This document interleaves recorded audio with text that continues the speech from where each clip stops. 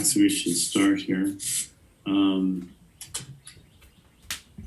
This will conclude our course on Prajnaparamita, which we started at the beginning of February. So we have spent 3 months on this subject.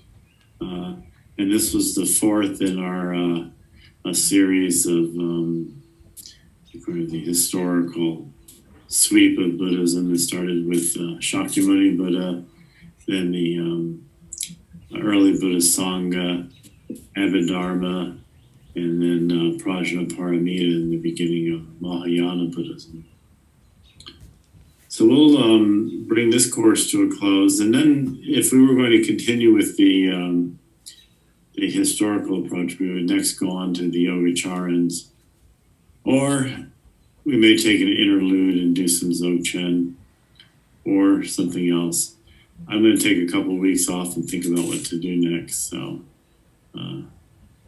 if anybody has any particular thoughts, I'll consider that too.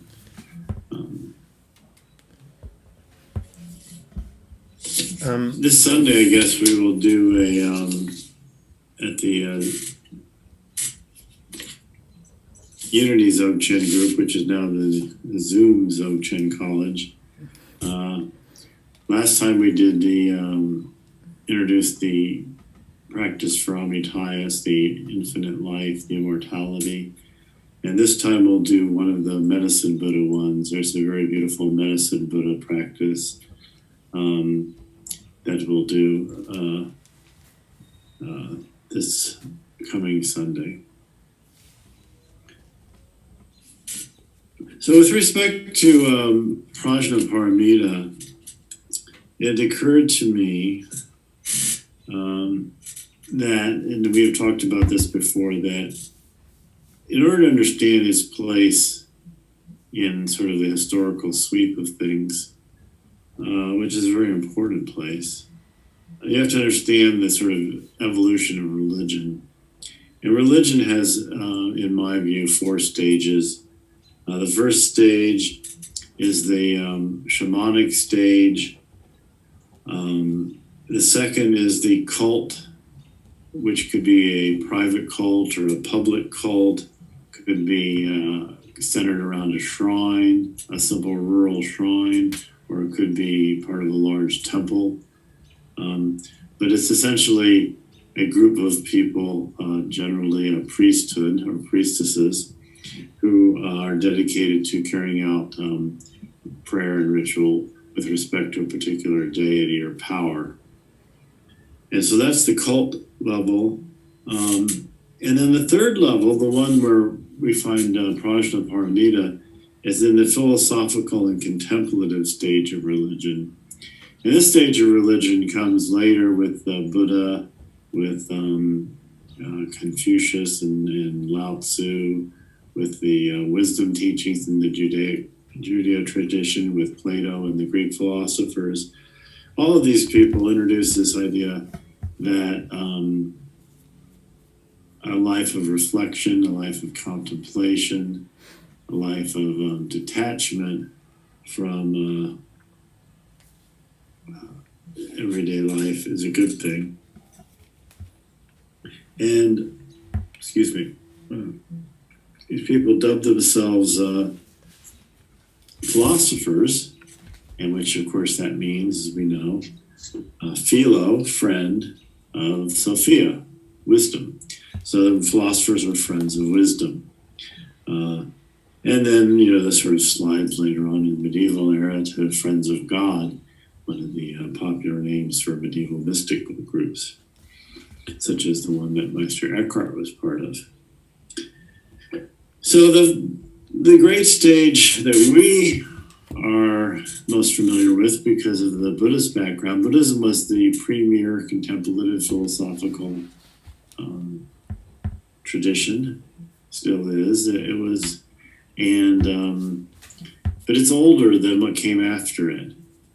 And what came after it was what I would call the public religious movement, of which, of course, Christianity is the prime example, but also Islam and all religions, in a sense, have been affected by that. And so the public religious movement is a very different kind of idea. It's an idea that you have a community, you have some excitement in the community, something's happening, there's movement, that's why it's a movement, things are going on. Actually, in the philosophical and contemplative, you don't have movement, you kind of value stillness, silence, quiet, space. But in a movement, there's something's going to happen. The world's going to end, or something's going to happen. So you got to get on board. And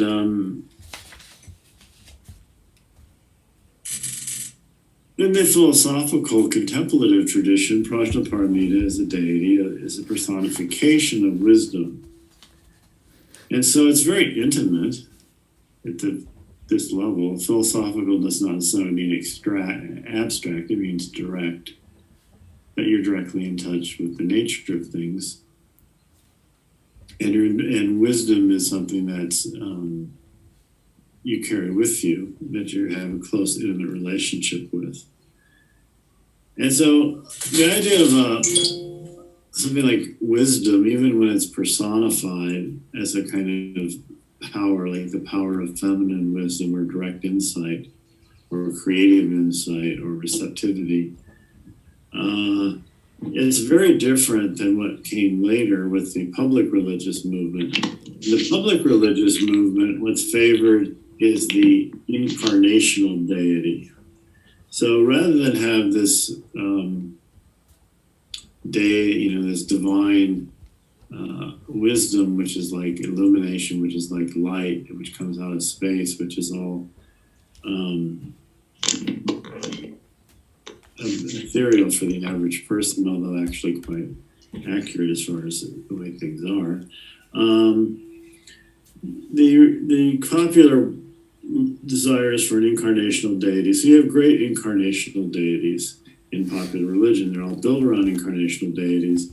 And of course, the famous God-man, Jesus. But then also in Buddhism, you have these sort of divinized practitioners, the bodhisattvas. So Tara, Manjushri, Maitreya, all of them have had the human experience. They all went through countless human lifetimes in order to become the high-level bodhisattvas that they are. So later religion, even in Buddhism, you get more of the idea of an incarnational deity and it's sort of a full-fledged being here that you're interrelating with. But the subtlety and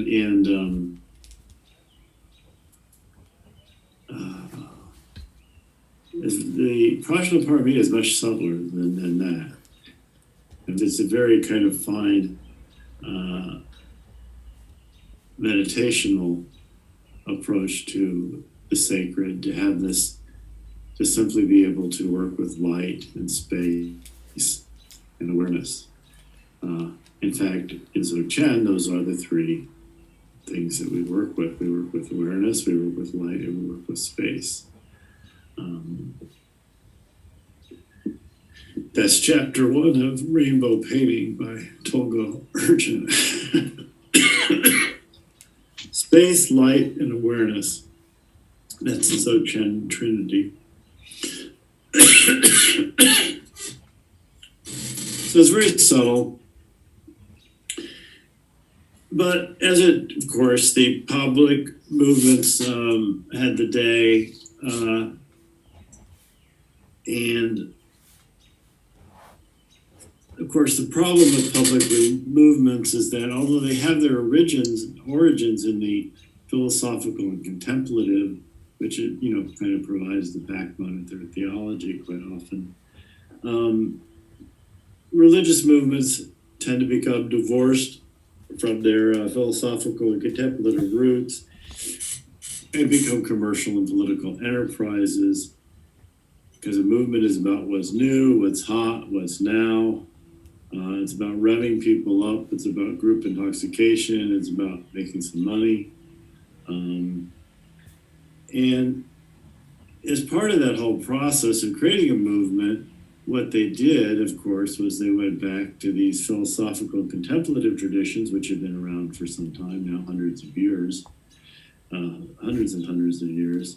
and they rated them for ideas and for material.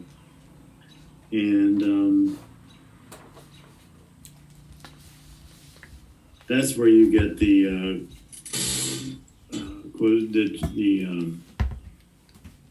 changeover from this feminine wisdom, the worship of the subtle insight, to this sort of patriarchal kind of ruled approach to religion. So one example, and the one I've used before, which I'll go over again, is that we've talked about wisdom as truth. So wisdom is the truth of what things are. So highest wisdom, the perfect wisdom, is the truth of what things are. So from that is true. The truth is true from the smallest to the largest. So it's the truth of what happens within the atom. It's the truth of what happens within the cosmos, within ourselves. It's the truth of the visible. It's the truth of the invisible. It's truth in all situations. And it's the truth of what's before you, and it's the truth that's clear and free of bias. And that truth is experienced for us when contemplatively our minds are emptied and we can appreciate the wonder that is before us. A great example in Buddhism, of course, is the flower sermon. So there are many sutras where the flower sutra, where there are many sutras where the Buddha says things and he gets down to a mantra and he gets down to a word. But then one day he sits there in the assembly and all he does is hold up a flower.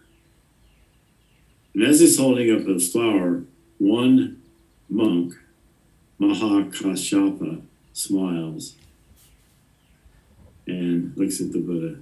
And that's the end of the sermon. So that is the famous flower sermon. And it has been noted, for those of you who remember our Greek days, that when you went through the mysteries of Eleusis, at the end of those mysteries, of course, you were in a very lit state. You fasted for a week. You probably consumed some psychedelic substance. And the culminating thing of that was that the priestess holds up a single grain of wheat. And has that same sort of impact of the being holding up the flower. It's like, there it is. So that's direct transmission, wordlessly, of wisdom. And that's perfect wisdom, and that's the truth that liberates. Now,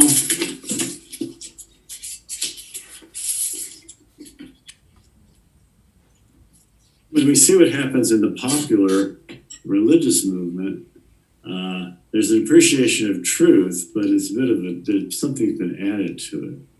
So I want to read from the Gospel of John, where he talks about truth, and he says, "But the hour cometh, and now is, when the true worshipper shall worship the Father in spirit and in truth, for the Father seeketh such to worship him." And then the next verse, "God is a spirit, and they that worship him must worship him in spirit and in truth." And then John 5:6, "And it is the Spirit that beareth witness, because the Spirit is truth." So, as we can see here, something's been grafted on to the proclamation of truth as the supreme liberating power.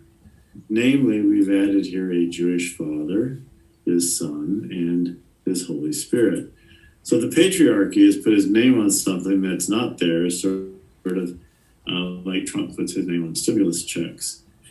And something's changed too when they do this. So if you would, let me read the text as we might imagine it was originally written. It would go something like this, which makes much more sense. "But the hour cometh, and now is, when the true worshipper shall worship wisdom in spirit and in truth, for wisdom seeketh such to worship her. Wisdom is the spirit, and they that worship her must worship her in spirit and in truth. And it is the spirit wisdom that beareth witness, because the spirit wisdom is truth. So this is actually more coherent. Where do you find wisdom? You find wisdom in the truth of the moment, in the spirit of truth that's in the moment. And it's wisdom and truth that are what bear witness. Bruce, where does that original formulation cut? That's my taking out the additional. I see. It's a scholarly reconstruction, as they say. Like.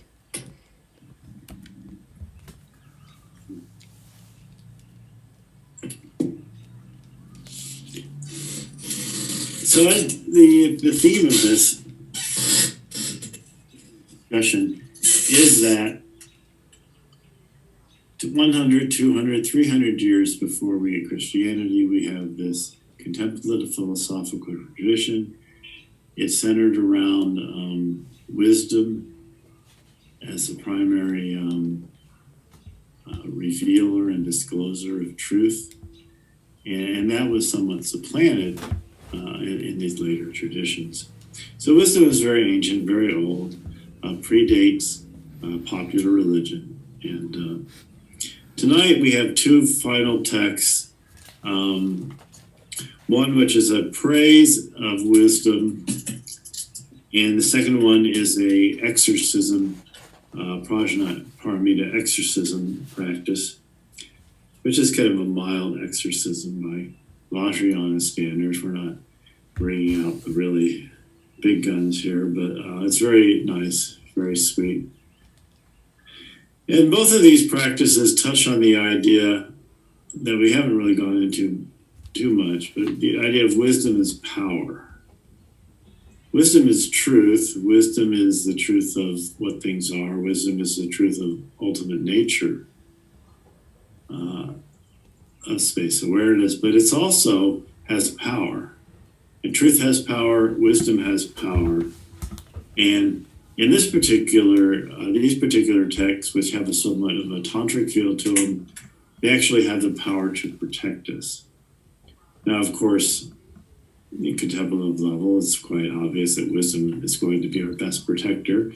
In fact, in almost every situation, wisdom is going to be a much better protector than, they say, Jesus, because Jesus has not been seen for many years. But wisdom does show up and does save us quite often. Now, whether that wisdom comes from Jesus or someone else, that's could be. But so wisdom is our great protector, and that's the idea here. When the power of wisdom, that's worthy of praise. So, the power of wisdom. The Lord said, "The sons or daughters of good family who will take this deep perfection of wisdom will bear it in mind, recite, study, and repeat it, and attend to it wisely, even if they should, while repeating this deep perfection of wisdom, go into the midst of a battle, they will come out of it uninjured and unharmed. It is impossible, and it cannot be, that the life of that son or daughter of good family should be checked.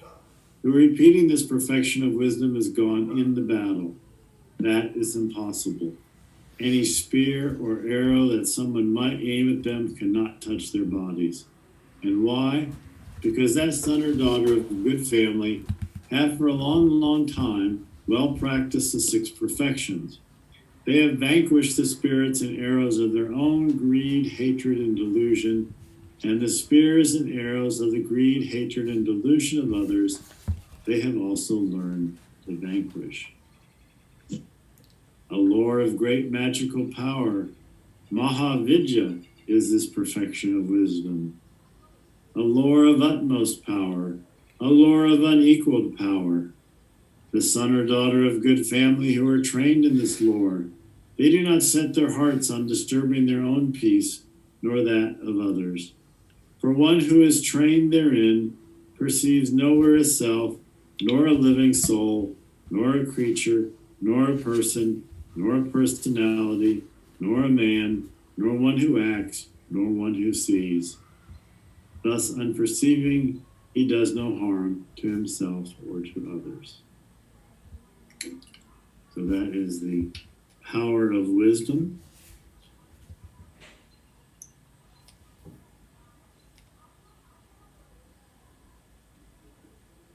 The interesting metaphor here is the idea of going into battle.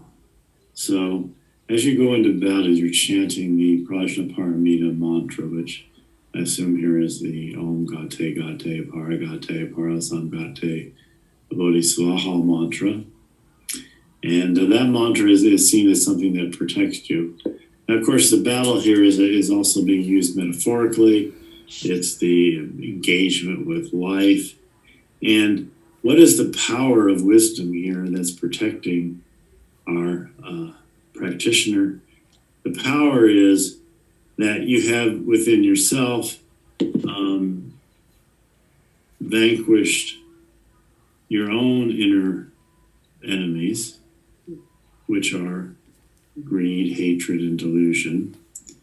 You have also come to terms with the fact that the world around you is full of greed, hatred, and delusion, other people, and you can dodge that or dance with that as you wish. So neither of those things can no longer hurt you. But the real wisdom that's going to save you is actually the wisdom that comes from not seeing itself. Because it says, for the one who is trained therein, who perceives nowhere a self, nor a soul, nor a creature, nor a person, nor nor a man, nor a woman, nor one who acts, nor one who sees, thus unperceiving, he does no harm to himself or others. So that's a classic Prajnaparamita paradox. Those who can see with an unperceiving eye, that is, to see with no differentiation of self and other, are protected by the power of wisdom, by the power of perfect wisdom. But it also doesn't hurt to chant mantra as you go into dangerous situations either, like grocery stores. Prayer to dispel sickness. So this is a pandemic one here. Prayer to dispel sickness. I bow down to the gurus, I bow down to the Buddhas, I bow down to the Dharma, I bow down to the Sangha, I bow down to the Great Mother, the perfection of wisdom. By bowing down, may these, our true words, be effective. Just as in the past, when Indra, king of the gods, contemplated the profound meaning of the perfection of wisdom, and through reciting the words, repelled all demons and opposing forces, so in the same way may I also contemplate the profound meaning of the Great Mother, the perfection of wisdom, and through reciting the words, dispel all demons and opposing forces. May the demons present at the beginning of this disease, those who have taken residence in the middle, and those who have come to the end, all now be repulsed, destroyed, pacified, and completely pacified by the power of this mantra, the power of truth and the power of the three jewels. May we be free of the 84,000 types of obstructing spirits who bring discord and harm. May we be enriched by the good fortune that brings harmony. May there be happiness and goodness here today.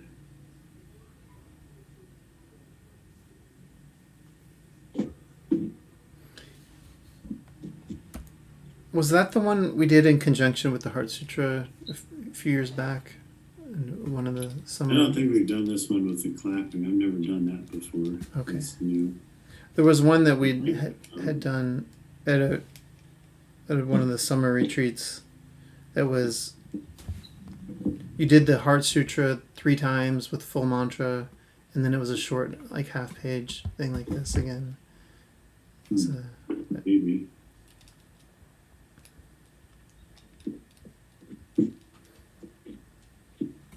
But I don't remember the clapping either. So I like the clapping. That's very powerful.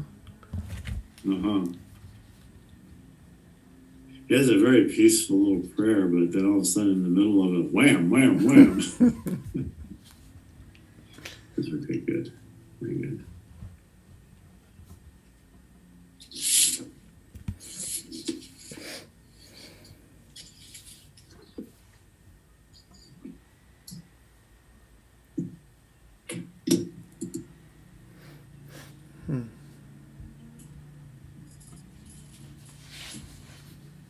Hey, Phil.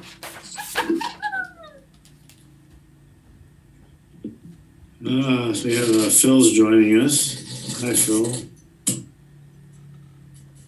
Hey guys, I am driving back with my family, so I'm gonna mute myself. Okay. Well, actually, we just finished reading the two texts for tonight. But we could read. We could read one of them again. We sent the text. We were talking about the two texts tonight that we have: the power of wisdom, which is a praise to wisdom, and basically the idea that as you go into the battle, you chant the Prajnaparamita Sutra, Om Gate Gate Paragate Parasamgate Bodhiswaha, and the power of that protects you. But then it's also a metaphor because the power is in the wisdom that has transcended negativity, the wisdom that doesn't see itself, and so forth. Then we had also another text here, which is a exorcism spell, and I like that will be useful. I think this would be a nice little daily one. So we'll do this one again. Prayer to dispel sickness. I bow down to the gurus, I bow down to the Buddhas, I bow down to the Dharma, I bow down to the Sangha, I bow down to the Great Mother, the perfection of wisdom. By bowing down, may these our true words be effective. Just as in the past, when Indra, king of the gods, contemplated the profound meaning of the perfection of wisdom and through reciting the words, repelled all demons and opposing forces, so in the same way may I also contemplate the profound meaning of the Great Mother, Prajnaparamita, and through reciting the words, dispel all demons and opposing forces. May the demons present at the beginning of this disease, those who have taken residence in the middle, and those who come at the end, all now be repulsed, destroyed, pacified, and completely pacified by the power of the mantra, the power of truth, and the power of the three jewels. May we be free of the 84,000 types of obstructing spirits who bring discord and harm. May we be enriched by the good fortune that brings harmony. May there be happiness and goodness here today.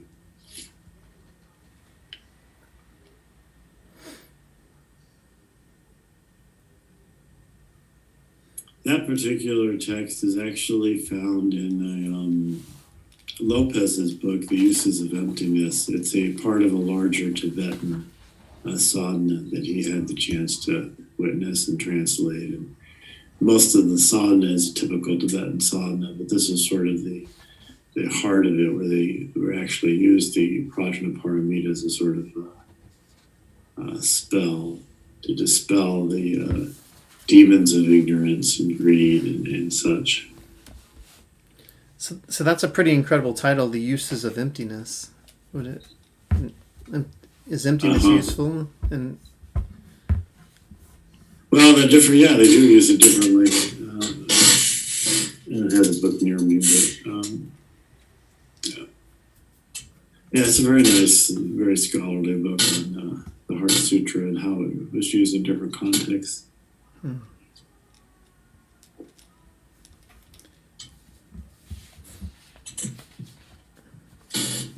Bruce, can I ask about those four stages of four historical stages in the evolution of religion, and just where I have a few questions actually, like where the three yanas show up in that. I mean, I feel like the cult stage is kind of stepping back, or Vajrayana is stepping back into the cult stage in some sense, and the shamanic is kind of a fruition. Like the shaman was somebody who was just gifted, but then if you do the Vajrayana, you might cultivate gifts.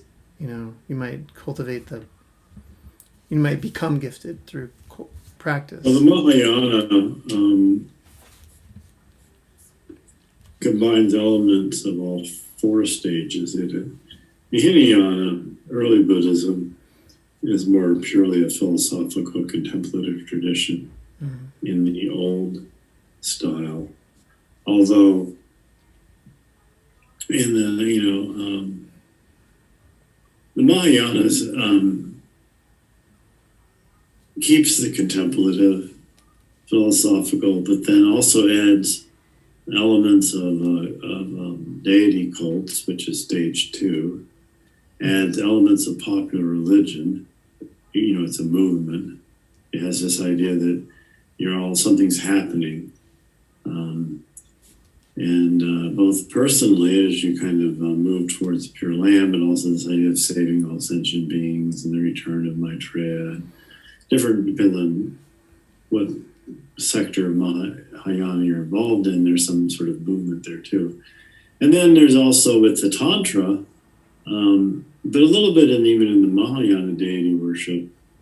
Obviously in the Mahayana deity worship, you're engaging spirits. You're just engaging a different type of spirit than a shaman would have. A shaman's going to engage a local spirit or a demon or daimon, not necessarily evil, but something that's has some power and that's out there in the invisible world that's causing some difficulties or could be brought into hell. But those are going to be pretty good local spirits, and also one that the shaman is personally familiar with and has personally encountered. He can call on them and count on them coming. So that becomes something that gets involved in the Mahayana, but really, of course, takes its final, form in the Vajrayana, which is kind of like, shamanism on steroids, but then at that point you've got everything. You've got a popular movement. You've got a full, complete kind of, because Buddhism got to the point with the Mahayana where they were willing to use any means whatsoever. So you have 84,000 ways in which you could become enlightened, and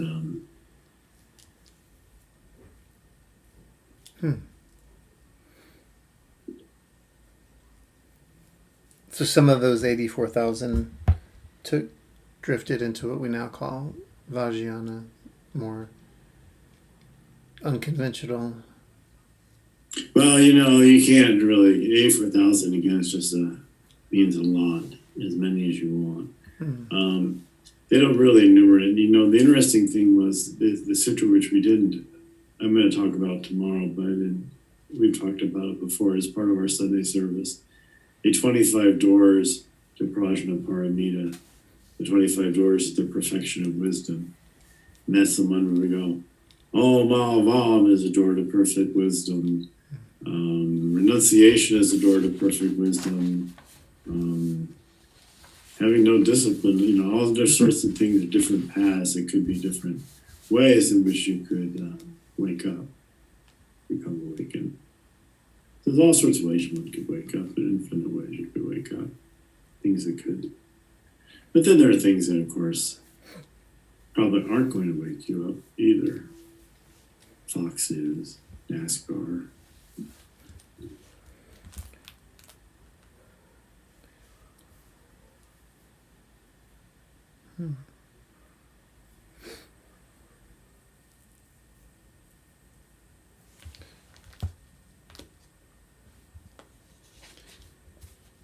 So one, I don't know if this is related or not, but I'll ask.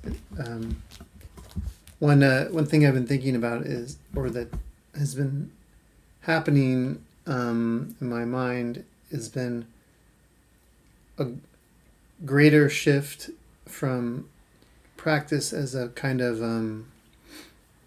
there's like the psychological and contemplative and or epistemological, but into like an ontological sense of it. In that we don't, what we see in our everyday, in our direct perceptions is I'm convinced completely illusory, and it's our mind's total hallucination. and there's some reality out there, and that is so much more vast.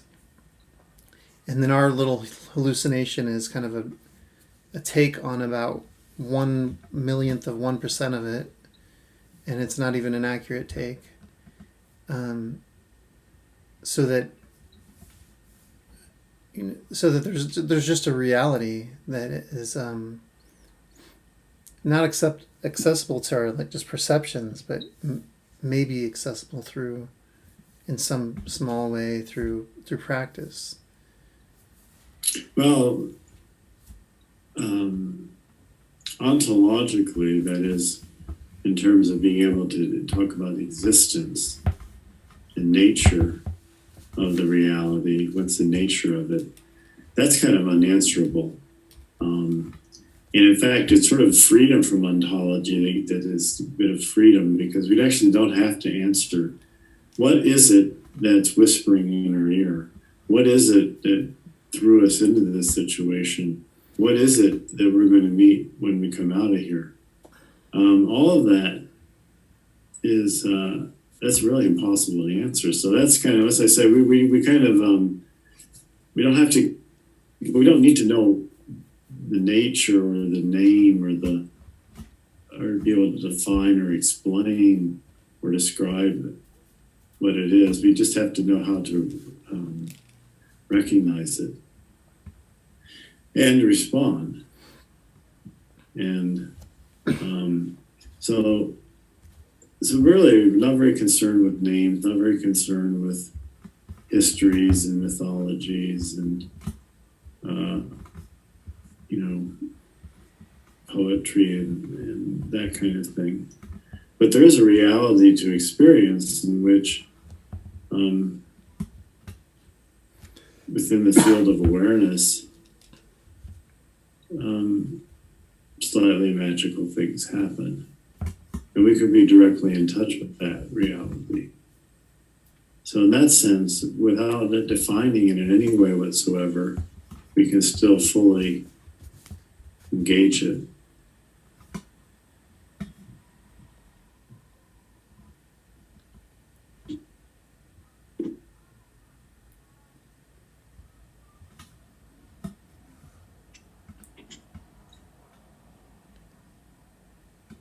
Yeah, I guess I just I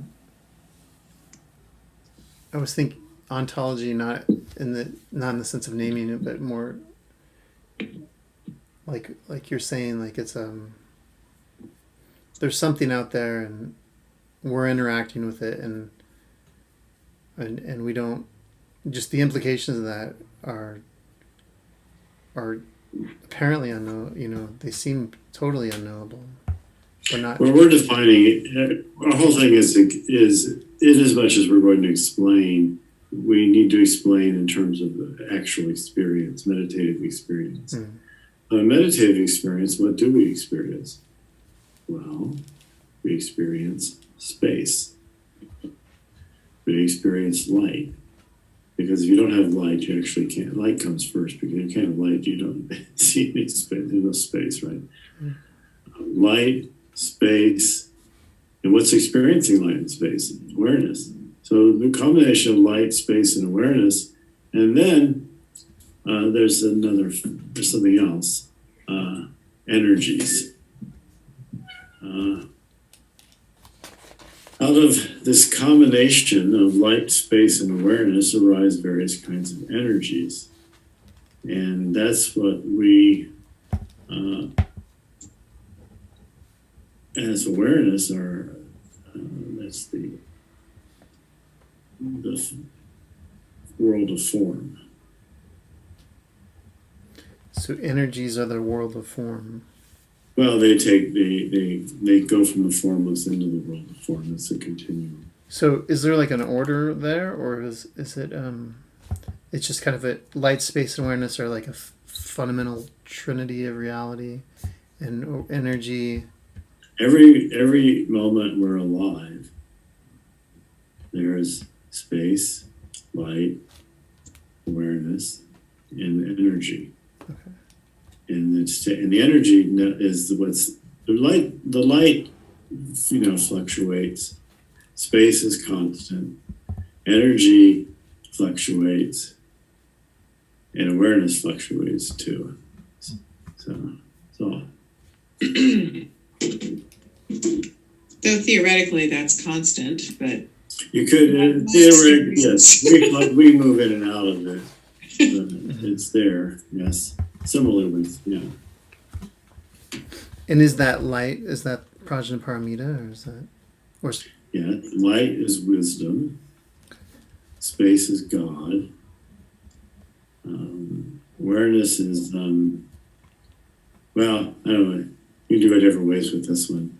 It's like Christ consciousness. I mean, it's awareness is consciousness, so it's like Christ consciousness. It's awakened heart.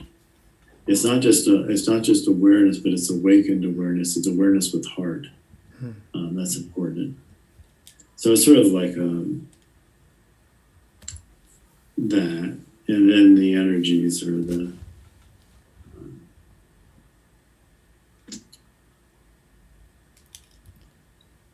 arise out of the space and light and are experienced by awareness. risings? And so, like, space, God in the Western formula in Buddhism would be Dharmakaya, or would be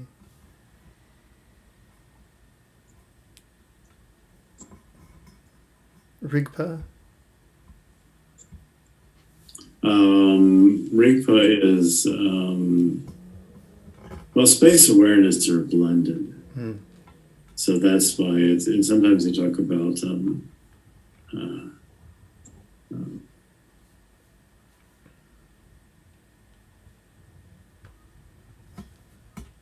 And that blending, is that Rigpa? awareness is Rigpa. Awareness. Is it okay? But the inner awareness is like, it has all the qualities of space. So the space is well, Toko Ergen was reading, he's explaining it. It's a metaphor, but it's a really, really good metaphor. It's such a good metaphor that it also becomes like, you just use it as a reality, The space is God. Space awareness is it's the primordial. So the primordial is flowing through you all the time. It's around you. It's intelligent. It's aware. It has heart. All those qualities. But those are really all inner qualities, and we're sort of, in a sense, projecting them onto outside of ourselves and saying that space is God. But well, space also it's such a beautiful way. It's actually a great way to just be reminded about that all the time. Yes. Space also permeates us. Yes. I mean, when you get into the atomic level and stuff, and it's all space with energies jiggling around, and so it's not just around us; it's totally permeating everything. Yes. Yes. Yeah, there are current physicists saying that the thing we call as space-time, which we've always assumed has been fundamental to reality, they're saying space-time is doomed. It's not the fundamental reality. There's something out of which space and time emerge, and something more basic, and like Well, this is different than space. This is different, I think, than physics uses space-time reality. This is space awareness reality, not space-time reality. So our space is it never changes. It's timeless. It's primordial. So it has nothing to do with time. Time is a mental fiction. So okay, you're not talking about physical space. No. I mean, you are a little bit, but it's not just physical space. I'm talking about awareness. Okay. And the metaphor is space.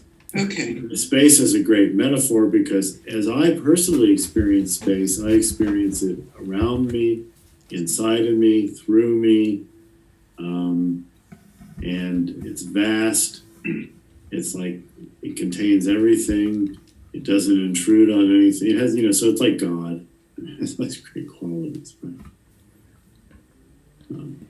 It's like the God I wish Christians would relate to, because you can't have a God. You want a God that's empty in that way. Now, it can have these mystical properties, but it has to be generally empty, because if the God is full, if it's something, if it's then we're all dead, we're all suffocated. There's no room for us. I mean, what's the point? I mean, he fills up, this big thing, it fills up everything. So when Nietzsche, back in the 19th century, says God is dead, the God that's dead is trying to get the giant ape off our shoulders, this big thing that's, weighing on everybody, that everyone, this being that's going to judge the living and the dead and all of that. And it's the heaviness of all of that. So what's the antidote to a heavy, tyrannical, patriarchal father God? Beautiful, empty space.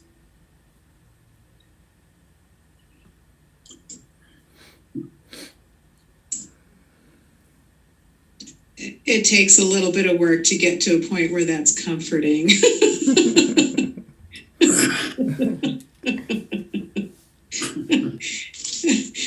Because most people are doing religion for comfort and solace, Well, within that space, there can be comforting invisible spirits who are our friends. So, is it not comforting because it's vast and cold and empty, or is that not why? Cold? Well, I know, but I mean, is it perceived that? I don't feel it as cold. I feel it's actually warmth, bliss. But is that the perception when it's just this coldness? It's an experience. It's not a belief system. Yeah. So the process, and to have the experience, you actually kind of have to clean up your belief systems to some extent to allow that, I think, your nervous system to even, attempt have contact with the experience. And then of course you have to do the mysterious things you have to do to have the experience, and nobody knows exactly what that is. I mean, they can say, well, try this, try that, as opposed to, but of course, Christianity was just as much of a mystery to me, because it was really clear that a lot of people seemed to be having an experience that I was never able to find or reproduce. I didn't feel like I had an invisible friend that was going to just take care of me, and that the invisible friend had a great plan for me. I just never had that experience. Obviously, I can't connect. And the funny thing is, I can connect. I have other friends that are not corporal, but that particular one, the only one I can connect with, he's different than the other ones. I mean, you can have, Medicine Buddha and Tara. I mean, you have all the Buddhist ones are quite friendly, but Christ is different than that. To me, he's only real when he's inside of me, like in my heart. When I can become Christ, or I can take on that kind of heart of Christ. But as an external, 6-foot rabbit, walking next to me, no, I can't do that. Well, I think they do feel him inside. I think the people who have that kind of conversion experience. But Buddhism, the Buddhist philosophy, has actually allowed me to empower. It's kind of like I really needed a philosophical system that would explain how can there be invisible beings around, and what their purpose is and what they could be doing. And my current place in that is that it was something that Ram Dass said when Ram Dass had, we all know who Ram Dass is, right? Yeah. When Ram Dass had that stroke, and he wrote this whole book about how that was this big grace for Maharaji, and one of Maharaji's old devotees said, no, the stroke was your karma. The grace was the internal strength and love that you had to transform that into an experience of opening and transforming, et cetera, et cetera. And that statement has clarified a lot for me because God, I mean, there's karma, but then there's the internal grace or understandings or empowerments or things that you have to deal with whatever karma is coming your way. And that's a wide open field as far as I'm concerned, if I can access it. Because I think just a nano atom vibrational change away from where I'm perceiving reality is the pure realm, and it's chock full of beings, and all they want is for all of us to be happy and to be well and to empower us to do that. And if we give them the tiniest bit of channel for them to give us some strength or some love or some relaxation or calmness or whatever, they're there to do it. Yeah, they want to do it. Yeah. And that's kind of my current invisible. Ask and you will be given. Just open up the channel, and that's all we want to do is just help you out. The universe is incredibly responsive that way, but it's the opening the channel. You have to get the channel open. That seems to be sadhana. I mean, sadhana is remarkable. And also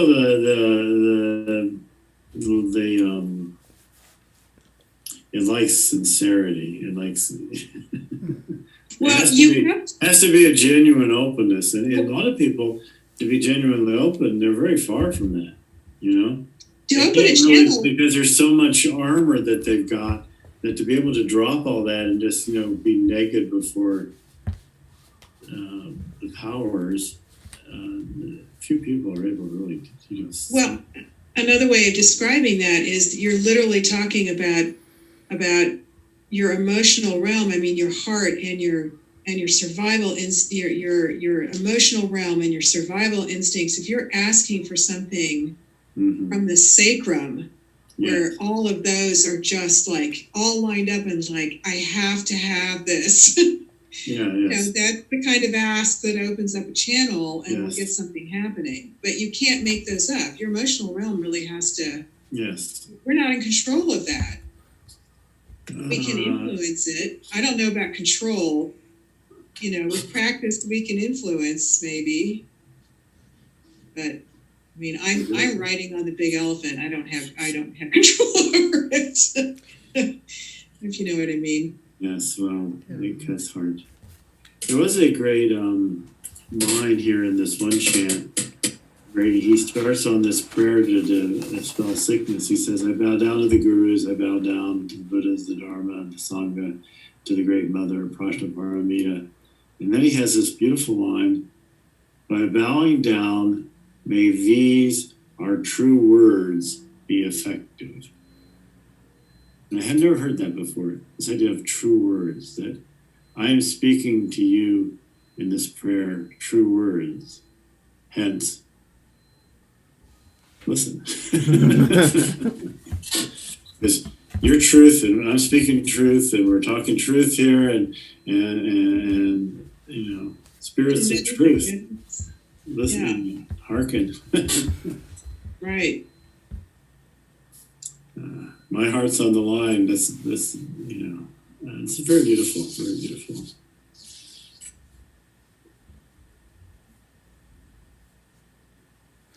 Yeah. The whole belief thing is an issue though, because I can't remember what I was listening to. Something they were saying that you can only, if you had gone to Europe in the Middle Ages and you asked people didn't say I'm a Christian or I'm a Catholic because it was too pervasive to identify as something, as there was another option out there. So that so that it only becomes a religion when you can compare it to another religion, and so that then I can't remember where this came from. But they were like, well, so what is that today for us? It's materialism, materialism, consumerism, individualism, and all those things, and we don't. We're so enmeshed in it. It's like a gas that fills up the space of awareness, and once the cloud clears a little bit, then you realize that you don't. That's a pretty, especially materialism. All of it is a pretty restricted idea or vision of what reality might be, and then that's gotta be cleared up a little bit before these channels can open at all. Like when you say like no view, I feel like a lot of people hear no view in Dzogchen, and then it's Well, this the Alcoholics Anonymous. They try to say, well, you have to have a higher power, and everyone can play, well, you're just trying to slip God in. We don't recognize a higher power. mm-hmm. But I'm sorry, you got to be cut some slack. You got to have some higher power here. Where if the only power is your own mind, you're just hosed. I mean, Yeah. And so let's try a different idea. I mean, something that might be workable. And yeah, of course there are powers. It's quite obvious there are powers, and that some people have access to them and some people don't. But the idea is that there are powers that even the downtrodden, the poor, there are saviors that specialize in helping people who are very distraught. So do you actually? Do you believe in a demonic powers? I mean, powers whose intent is to do harm. I mean, isn't that kind of? I've managed to create a reality where I don't have to deal with that. I just have positive powers, but I wonder if that's yes. Can I do that? Yeah, I run into them. And the main, in Buddhism, the main demonic power is your karma, because your own personal actions and thoughts and deeds and moral virtues, and particularly the way you relate to self and other, is what's getting you into even situations you're in. Right. They don't have so the influence of demons and such is rather, you can't really lay much on them. I haven't really seen anything that I can blame on demons per se. I can see a lot I can blame on ignorance, right, on my own part and other faults and such. So yeah, I can't complain. All my problems I brought on myself. I can't complain about demons. I can't complain about God. I can't complain. I brought them on myself. I'm pretty clear about that. I mean, at the same time, we're all pretty. It's not like we're all just stumbling through things. Everything's new all the time. Half the time, you don't have good information. I mean, should you stay home? Should you go shopping? We have to make all these blind decisions all the time. right. Or we could die. This could be the day where we happen to be Trader Joe's just happen to be full of, Now speaking of the demons, I mean, something like these illnesses that we're going through. I mean, they have a kind of demonic energy to them. You can say that. And in your own mind, there are demons that you can run into. Certain kinds of I've run into some difficult ones. Some persistent negative energies that. Yeah. I mean, more than just a habitually bad habit. Okay. A disembodied force that had bad intentions. I've had It was difficult to dispel. Uh-huh. That sort of thing. Uh-huh. I run into those. I hope I never do. I have a friend who's run into stuff like that, and It's like, I don't even want to be curious about it. Well, you know, the comfort, I mean, it is all in your mind. So in that sense, It's still you. but then, I mean, if your mind's in several pieces, that's not very comforting. That's true. That was when the Shakyamuni told, there was some story, he tells the monks to go in the forest and practice. And they go in the forest to practice, and there are all these demons and jackals waiting, and they run back to the Buddha and they say, we can't go there. And then so he teaches them loving kindness, and then they go there and doing loving kindness, and that's done. Sometimes that works and sometimes it does not work. Generally, you want to make friends with those things in your mind or imagination that are fearful. The dark parts of your mind, your negative energies, your fear, things you fear, and so forth. Your bad habits, even, you need to make friends with. We have to make friends with everything. I mean, so that, you do want loving kindness is a good way to approach spirits. Bruce, what about Chod practice in the whole context of the coronavirus and Prajnaparamita? Because Machig Labdron was a Prajnaparamita text expert, and that was where she developed Chod from. And yeah, you could do something like that. I did something like that today, where I took in all the coronavirus in the world.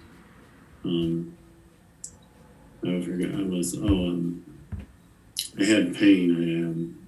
I hurt my foot today, so I can't walk, which is unfortunate. And it's sort of throbbing, right? And it was earlier. So as it was throbbing, I was doing the medicine Buddha mantra. And then I thought, well, why don't I just absorb all the coronavirus pain in the world into this throbbing foot and transform it into loving help, blissful energy. So that kind of thing where, we can, that's a classic one. When you have your own pain, don't just pray to, be well. Pray for, take on every pain in the world and then have everyone be well as you get well. That kind of thing. So yes, you can do that sort of visualization. And it was very nice, yeah. I mean, we have to, but the coronavirus is a very unusual one. It's so big. And this is way beyond,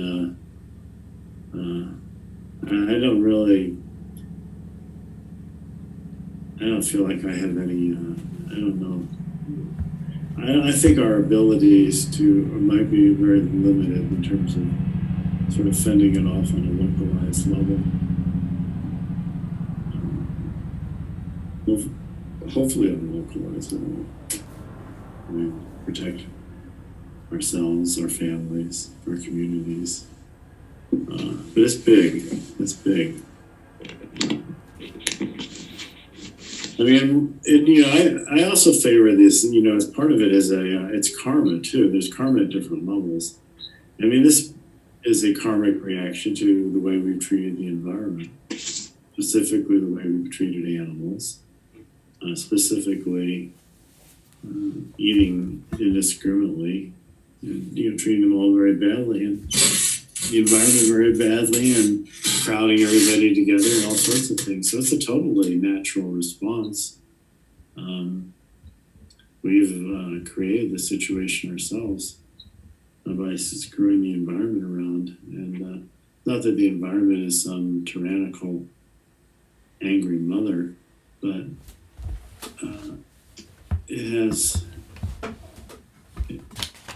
intelligence, it has soul. Nature has soul, and it doesn't like to be messed with, just like we don't like to be messed with. And I'm going to have to go. Bye. okay. Bye, Diane. Nice, All right. nice to see you. See you Sunday. Yeah. Can we run to 10 o'clock? We might be over 10. You were, yeah, You're we're over at the 10. house. So, and you're not going to be doing, we're done for a couple of weeks or something? Is that what I heard you say? Yeah, Okay. And so we'll be on. I'll do the thing on Sunday. Okay. And go to Okay. that. All right. Adios. Should we dedicate it? By this merit, I will obtain omniscience. May defeat the enemy wrongdoing. From the stormy waves of birth, old age, sickness, and death, from the ocean of samsara, may I free all. Thank you, Bruce. Thank you. Thank you, Diane. Bruce. Thank you all. Phil, Thank nice you to all. see Thank you. See you, Dale. Bye, everybody. Goodbye. Bye-bye.